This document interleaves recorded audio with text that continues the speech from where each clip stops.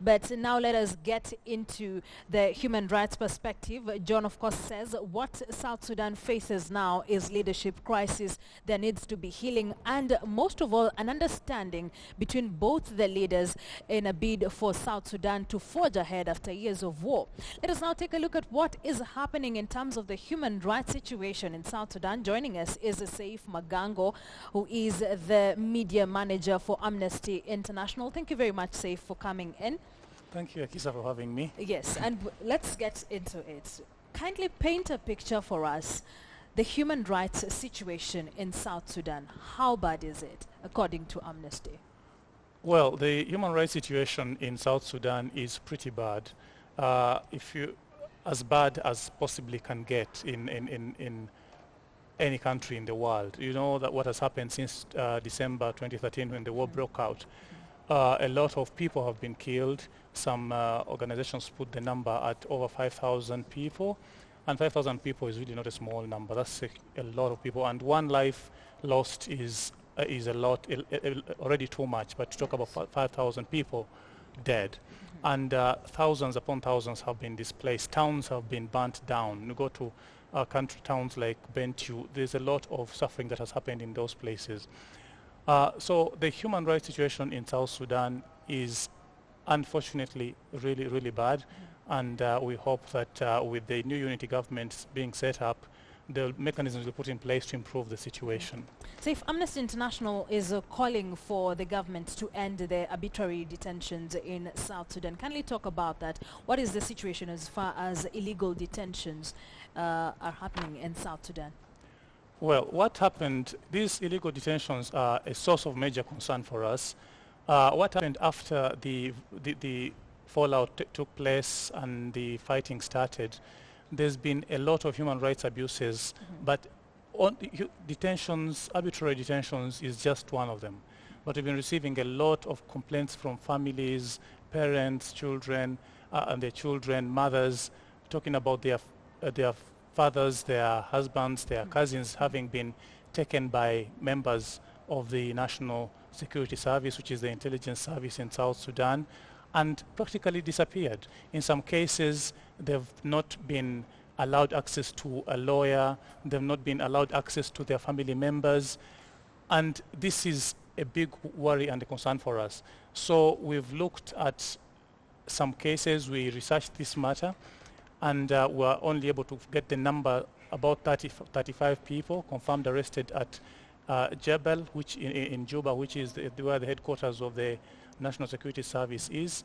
But we believe this is just a fraction of how many people are being held in Jebel in South Sudan, in Juba, but across all other sites of the security agencies across the country. So we are looking at a huger number than 35 people detained illegally in South Sudan. Yes, we've been fortunate to get the details of these 35 from their families, from interviews with those close to them.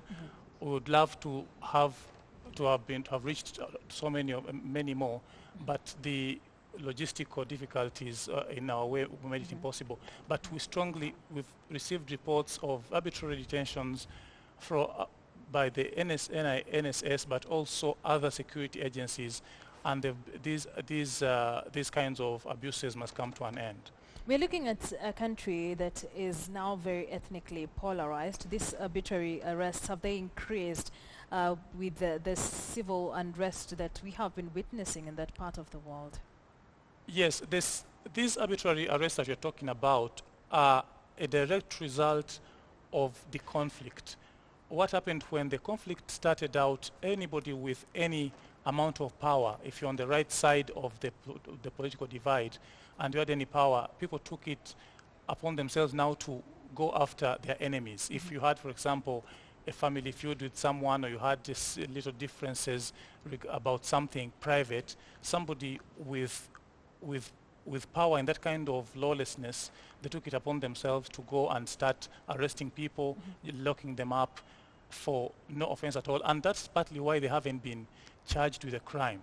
Because what should happen in a case like this is, if you arrest somebody, even South Sudanese transitional constitution says, present them before a court of law, a competent court of law, within 24 hours. Have you tried engaging the government on this? Well, whatever we do as Amnesty International, we give the government right of reply. So we talk to them and tell them, look, this is what our research shows.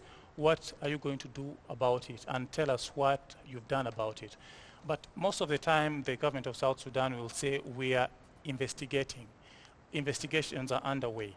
But we never see the results of these investigations.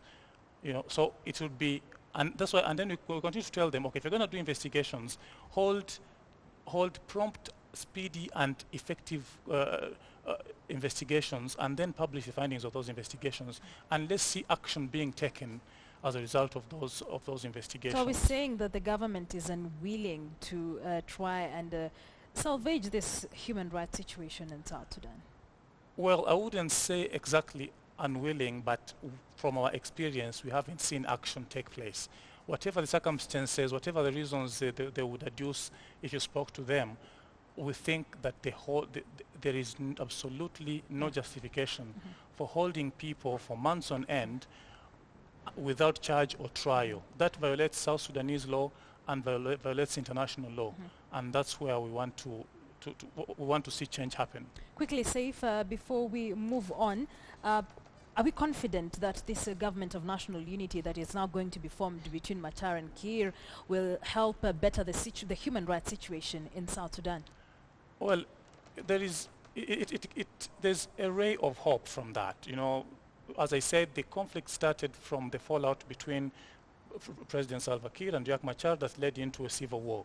So with the country, with the two leaders coming together and solving their differences, we hope that possibly they will implement the agreement signed in August last year, under which they were supposed to form a hybrid court for South Sudan that will try, that will prosecute violations that took place in the context of the war. And that's how we are going to have peace, unity, and human rights in the same package. All right. Thank you very much, Seif, for coming in.